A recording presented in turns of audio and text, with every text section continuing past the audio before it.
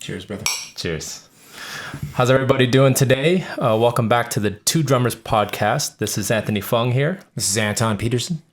Yes, and we're here celebrating with some tequila. We don't endorse day drinking, but today we are day drinking today. We are. And today we kind of wanted to touch upon a little bit about composition and the process of composition. And if you're somebody who's a drummer or even a musician who's thinking about getting into composition but isn't sure where to get started, this podcast is for you, and we're going to touch upon a couple of topics. Just quickly, disclaimer, we're not master composers or anything like that. We're just two drummers that decided that we wanted to start composing and writing our own music, and that's kind of led to a lot of different avenues in our life, as far as, us working on a film score together or working on our own records and composing music for our own records. So this is kind of our story. So why don't we take it off with you, Anton, and kind of talk about a little bit of your process of when you started, what drove you to compose, who are your favorite influences, and yeah, let's hear it. All right, so I was actually going to music school for drums. I was a jazz major. My last place I was going, I was a jazz major at Cal Arts. Mm-hmm. And I decided to kind of take a break from college. And shortly after that, I kind of took a short break from drums and stuff like that. And I was just doing more kung fu stuff and less music stuff. And I had something happen where I got sparked to get back like heavily into music, and at that moment I decided that I wanted to be more than just the drummer. So I basically made an agreement with myself to learn as much as humanly possible about the basic instruments and how they work and function, and how to write music, and be more than just a drummer that was kind of ignorant to other instruments. And for me, like, the hardest thing was always ear training. Mm-hmm. Yeah, for sure. So the learning other instruments was pretty crucial.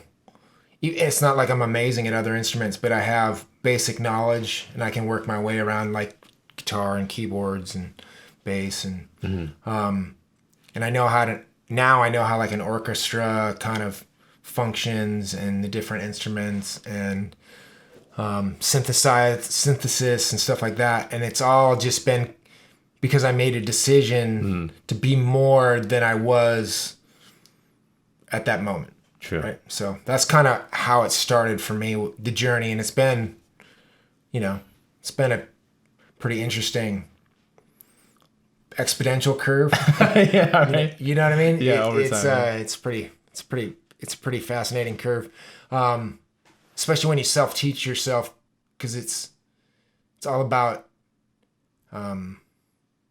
meeting people that are really good at what they do, Right. and picking their brain, Yeah, totally. and then going and investigating it for yourself, and learning as much as you can for yourself, and watching videos or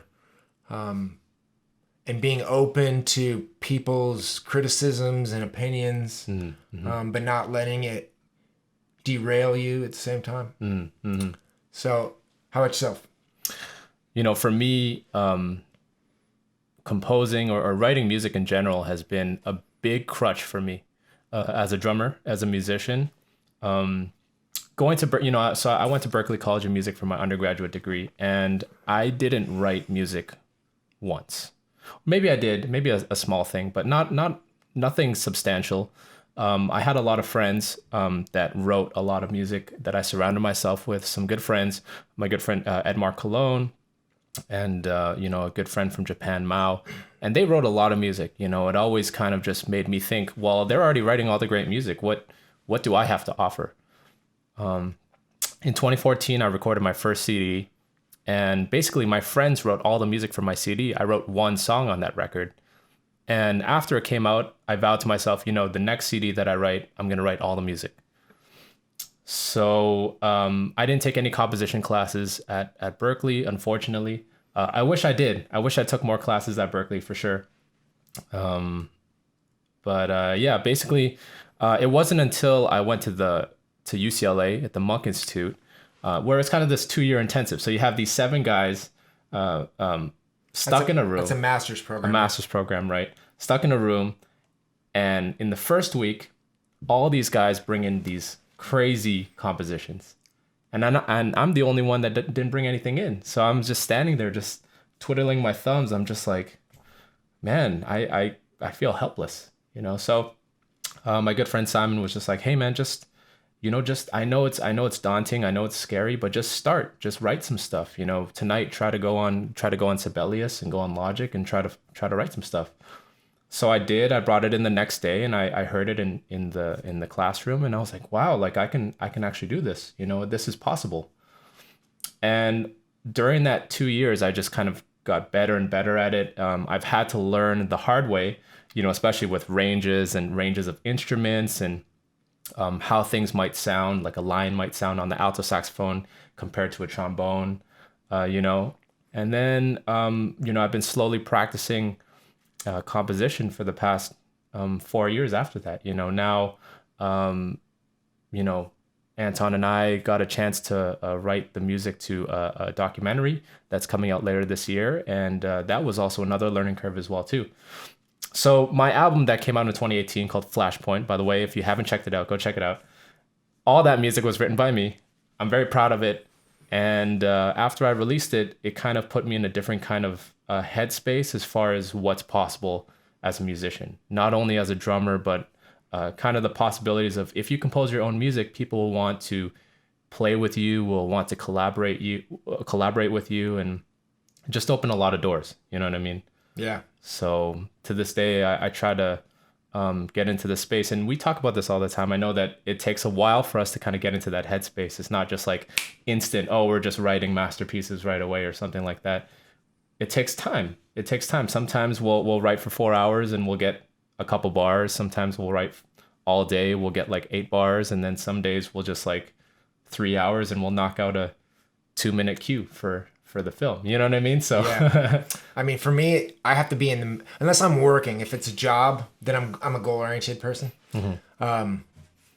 I'll put myself in the space. But for me, if I don't feel like writing, a lot of times I won't. Like I won't force myself. I'll wait for the moment of inspiration, or a moment where like I feel like doing music, or I'm inspired to do it, or it varies for me a lot, like in terms of that. Like if I try not to force myself to do anything music based, because it can burn me out personally. So instead of maybe writing, I'll watch a tutorial, or it's not that I won't do music. Maybe I'll play more drums that day, or play guitar, or learn something different that can help my composing skills, as opposed to forcing myself to write something when I'm not feeling creative. How about yourself? Do you get in spots where it's like your creativity lags and you take a break, or do you just try and force yourself through those situations? I kind of see it from both sides, right? I do get into a lot of moments where I'm stuck. I have this writer's block, constant writer's block. A lot of it, to me, in my own opinion, is just my own knowledge of theory and my own knowledge of harmony, and that's kind of a crutch for me. So over the years, I've had to relearn a lot of harmony and a lot of theory that I missed in school because I wasn't paying attention. So for me, that's the crutch. But as far as just forcing yourself to compose, sometimes that helps me. A lot of times having some sort of deadline helps.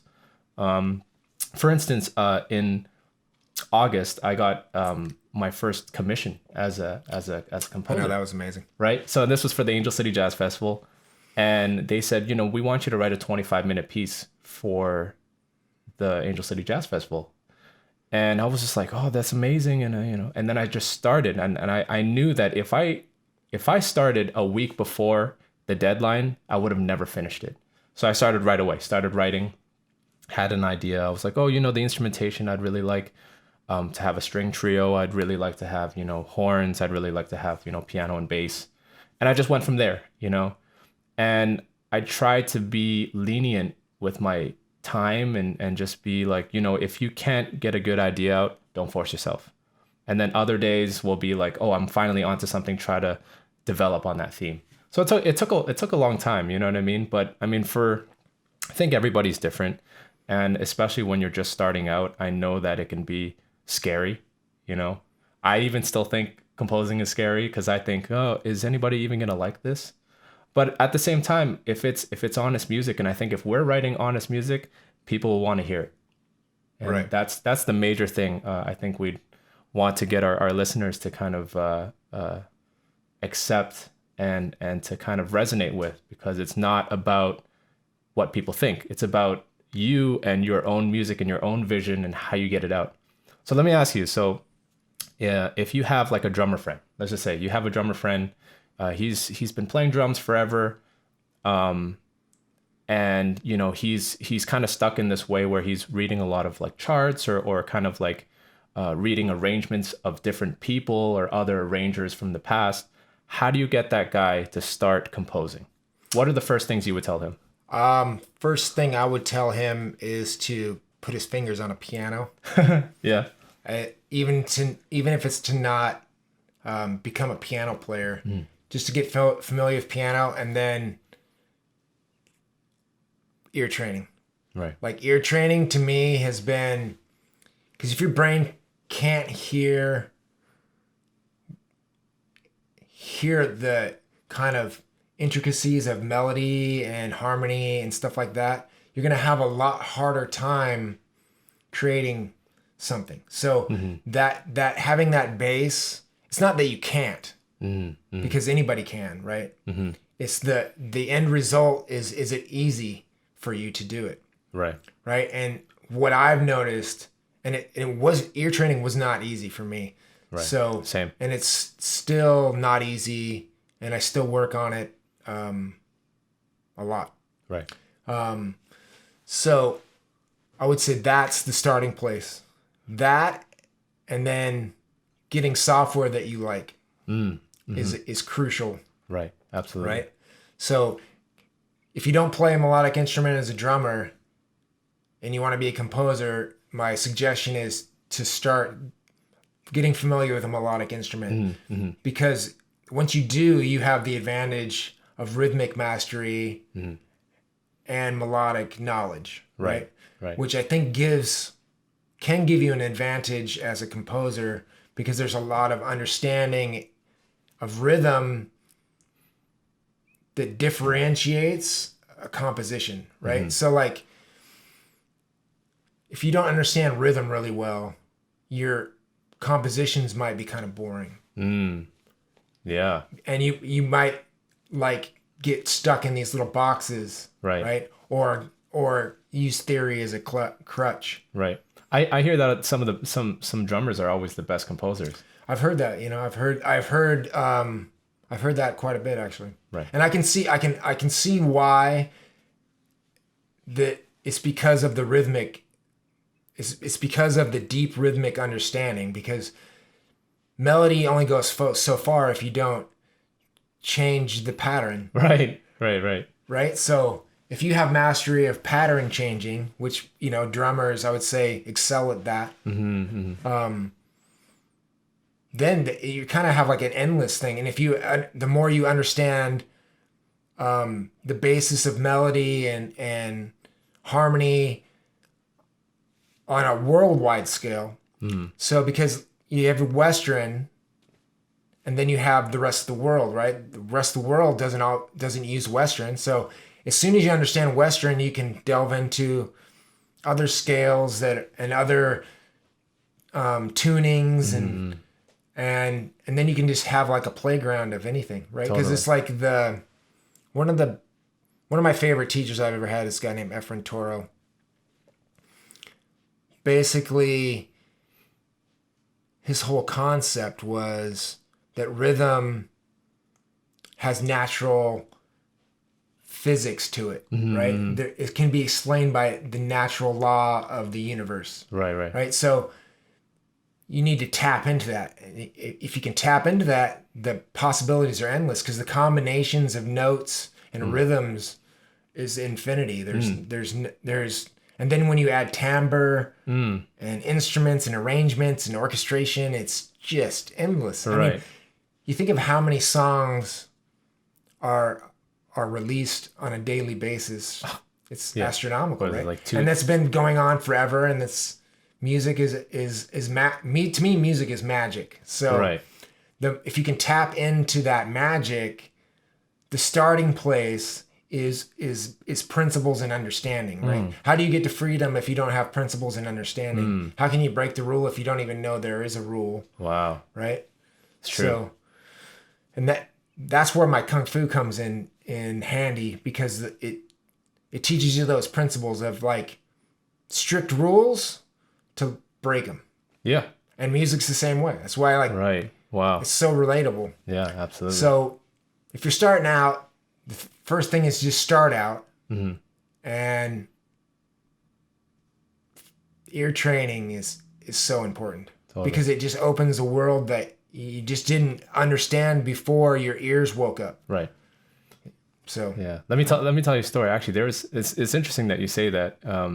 Where there's no rules. Here's an example of a drummer that only used rhythm, but the compositions. The music that came out was just unbelievable. There's this great drummer in Toronto. I never got a chance to study with him, but I saw him play live many, many times. His name is Barry Romberg. He teaches at Humber College, and he has a band called Random Access. So his whole thing is that he just writes these charts with rhythms on it, just complete rhythms. He'll have like some song forms, like, some sections here and there, but it's mostly rhythms. And he'll play these rhythms and then he'll kind of have a groove, but then all the melodies are all improvised in the moment. So not one to the other time you guys play that same song will be the same. It'll always be different. You know what I mean? And that's kind of the beauty of it, this kind of magical element that happens in this music. You have a sort of kind of groove idea, but then it's all just like rhythms. Like the melody is just rhythms, and whoever's playing will just like create random elements to it. It's awesome. And it's super cool. I'll show you this. I don't know. I don't think Anton's checked this out yet. I haven't shown it to him. But I think in that sense, that was kind of the first time I've heard a drummer compose music in that way. Then you get somebody on the other spectrum like Antonio Sanchez, and he wrote the music for Birdman. He wrote the film score for Birdman, and he's not only a super successful drummer, played with Pat Metheny and numerous other amazing musicians around the world, but also another great film scorer, because that's where he excels and does most of his work. I think we're living in a time where it's important to kind of delve into many different disciplines and not just one discipline and stay focused on one thing. Right. And I think that's something that we should always be mindful of and have an open mind to. Anybody that's listening that might not have the courage to compose, or maybe might not even have the courage to even pick up an instrument. But even for us, when I was in college, I started playing upright bass. Everybody laughed at me every single time I went into an ensemble room. I picked up their bass. They'd start laughing at me. I was like, I don't care. I just want to learn how to play the bass. I just want to have some sort of knowledge. And that has helped me with my compositions, because I'll write the bass lines and actually play them myself and be like, does this make sense for a bass player? Yeah, that's even so just like important. That. Isn't that cool? Like, yeah. It's important. Because like if you don't have, as you get better at composing, if you need understanding of the instruments, right? Like if you're writing something, is it playable? I mean, there's circumstances where you're just doing kind of sound design, and it's not supposed to be playable. Right. And that's cool too, like that's synthesis. To me, that's synthesis, right? So like, which is a whole other kind of where you're just doing landscapes. I love, me, like I love writing horror music. Right, so your horror music is so crazy. Landscapes. It really doesn't. It's not even really music. It's sound design with musical elements. And I very much take it that way. Can I scare the shit out of myself? It's true. You're scaring the shit out of me. We just listened to one of his cues. He's scaring the shit out of me, you know? Yeah, so it's, you just got to start somewhere, right? Even if you don't have the skills, you'll get the skills if you are persistent. Right. So I would say, to wrap it up, what's the last little piece of advice you can give to somebody? I'd say, don't be scared. It'll open a lot of doors for you. Just start. Honestly, just start. Amen. Have a positive outlook and just start. Yeah. Cheers. Yeah. Well, cheers to that. Thank you, guys. Yeah, This is Anton Peterson. Anthony Fung. And this is Two Drummers Podcast. And we'll catch you guys later. See you next time.